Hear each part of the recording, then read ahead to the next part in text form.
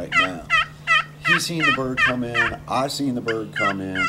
When this bird came out, right there, he's in range of the gun of the hunter. The problem is the hunter didn't see him. The guide's whispering to the hunter, "Turn to your left, turn to your left."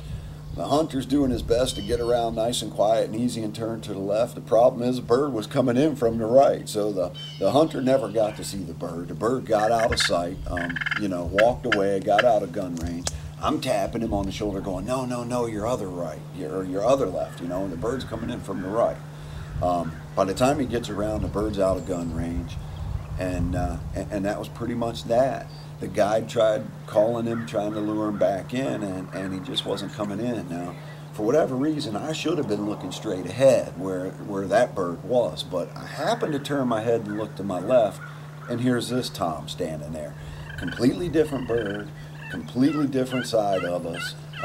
This guy's probably about 45, maybe 50 yards from where I'm sitting. The guide can't see him. I'm whispering to him, telling him, "Hey, I got a strutter over here. He's on the left." So he's kind of trying to call to this bird blind. The hunter is trying to get around on the bird, but the gobbler keeps looking down there in our direction because that's where we got the decoy set. So the hunter could never get the gun around on this bird. And again, as you can see, this bird's walking away from us.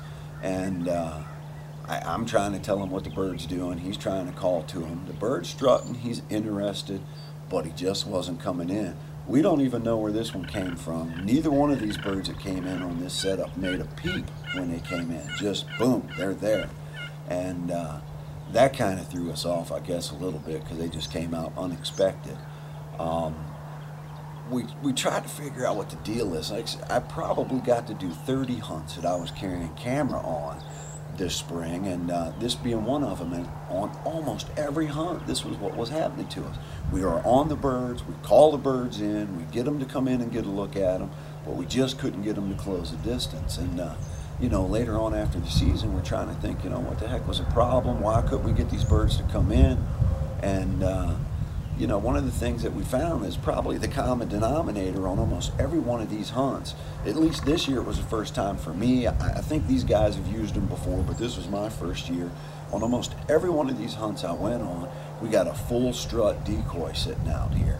And I don't know if these birds weren't mature enough. I mean, they got nice long beards on them. They look like mature birds, but maybe they just weren't willing to come in and fight for those hens that we see sitting there. So this is where the information side of the hunt comes in. We didn't shoot one of these birds. We didn't get one. It was an unsuccessful hunt, but we may have gained a little knowledge out of it, and hopefully we try and pass that along to you.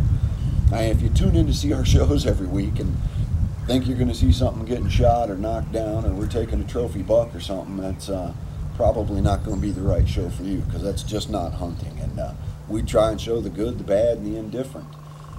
In this case, hopefully we can pass along a little information.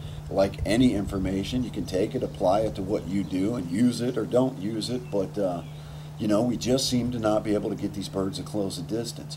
All of these toms we seen this morning were by themselves. They were not with hens. And everybody knows that turkey hunting is not easy, but these birds were not henned up. We called them in. We got them to come in and look at our decoy setup.